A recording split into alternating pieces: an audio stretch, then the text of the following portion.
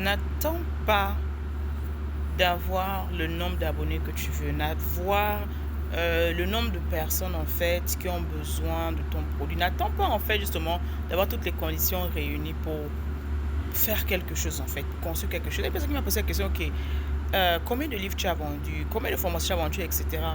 Et j'ai répondu ceci, j'ai dit non. De la même manière, on n'attend pas en fait le gars qui doit semer en fait la personne qui doit semer, d'accord, le fermier, etc. Les gens qui sont dans la nature n'attendent pas en fait la bonne saison. On dit de ne pas regarder le ciel en fait. Celui qui regarde le ciel ne pourra pas semer. C'est la même manière. Les idées que le Seigneur te donne sont fraîches chaque jour. Elles se renouvellent chaque matin. Donc il y a des moments où tu peux te lever avec une idée de vidéo, une idée de contenu, une idée de... C'est-à-dire que des choses qui te viennent en fait, commence, crée, assieds-toi, écris d'abord. Parce que cette même idée-là, ce même projet, en fait, ne veut pas revenir dans quelques années. Et deuxièmement, en fait, exécute ce qu'on t'a donné.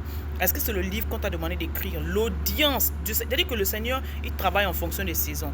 Et les saisons de Dieu ne sont pas nos saisons. Je répète encore, les saisons de Dieu ne sont pas nos saisons. Il y a des choses qui m'avaient demandé de faire il y a quelques années, que si je n'avais pas exécuté, maintenant, là, je n'aurais plus le temps nécessaire pour faire ces choses-là, non seulement ça, et l'énergie nécessaire et l'intelligence émotionnelle pour accomplir certains projets qu'il m'a donné en fait.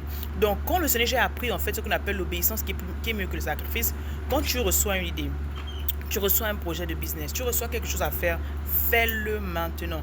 Ça peut peut-être pas être, les conditions ne peuvent peut-être pas être remplies, comment dire, ce que tu veux ne peut pas être, mais quand tu commences, tu obéis, il y a la bénédiction, d'accord, dans l'obéissance, il y a la grâce dans l'obéissance, il y a la provision dans l'obéissance. Et au temps convenu en fait, parce qu'on dit de jeter la graine le matin, jeter la graine le soir.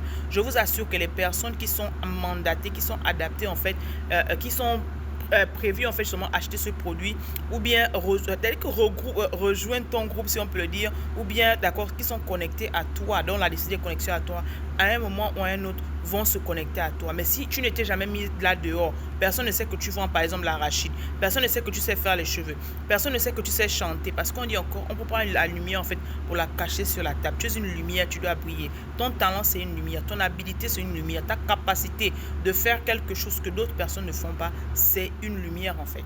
Donc elle doit briller. Pour cela, il faudrait que tu l'exposes. Tu dois exposer ton talent. Est-ce que tu sais parler? Tu dois parler. Même si au début, lorsque tu parles, on se moque de toi. Même si quand tu parles, comment dire, tu as des pauses, hein, d'accord, tu es un peu nerveux, parle. Est-ce que c'est cuisiner? C'est-à-dire que peu importe ce que tu sais faire, n'attends pas la saison propice. N'attends pas que les gens commencent à t'acclamer. Généralement, il a même été prouvé que les personnes vont t'acclamer, d'accord, lorsque, à un moment, en fait, lorsqu'il y aura une énième personne, mais souvent, lorsque tes personnes t'acclament ou lorsque tu as le gros chiffre d'affaires, il y a des années que tu as commencé, en fait. C'est pas aujourd'hui, en 2025, que tu as commencé, en 2030 que tu as commencé. Tu as commencé peut-être depuis 2015. Mais qu'est-ce que c'est? Tu n'as pas abandonné, en fait. Parce que le succès, la vraie personne qui réussit, c'est celle qui n'abandonne pas. Je répète encore, la personne qui réussit vraiment, c'est celle qui n'abandonne pas. Parce que celle qui n'abandonne pas, qui reste, qui se lève chaque matin, qui vient, qui sème, qui se lève à chaque fois, qui repart faire les formations, qui se lève chaque jour, continue les vidéos, continue d'investir et grandit. On dit quoi? Success leave trace. Quand on te posait la question, tu es devenu successful du jour au lendemain, tu es devenu best-seller du jour au lendemain, tu es devenu cette oratrice du jour au lendemain. Tu as dit non, hein, j'ai commencé dans ma chambre. J'ai commencé dans ma douche. J'ai commencé lorsque personne ne me regardait. Il y a 10 ans que je fais la vidéo, mais personne ne te connaissait. Par contre, toi-même, tu savais ce que tu faisais en secret. Le Seigneur regardait l'obéissance, en fait. Donc, lorsque tu t'attends, tu t'arrêtes et tu attends, en fait, que la bonne opportunité arrive, que les personnes arrivent. Non. Le produit que tu dois faire maintenant, que le Seigneur t'a donné l'idée, la grâce est nécessaire et est disponible. L'obéissance, dans l'obéissance également se trouve la bénédiction.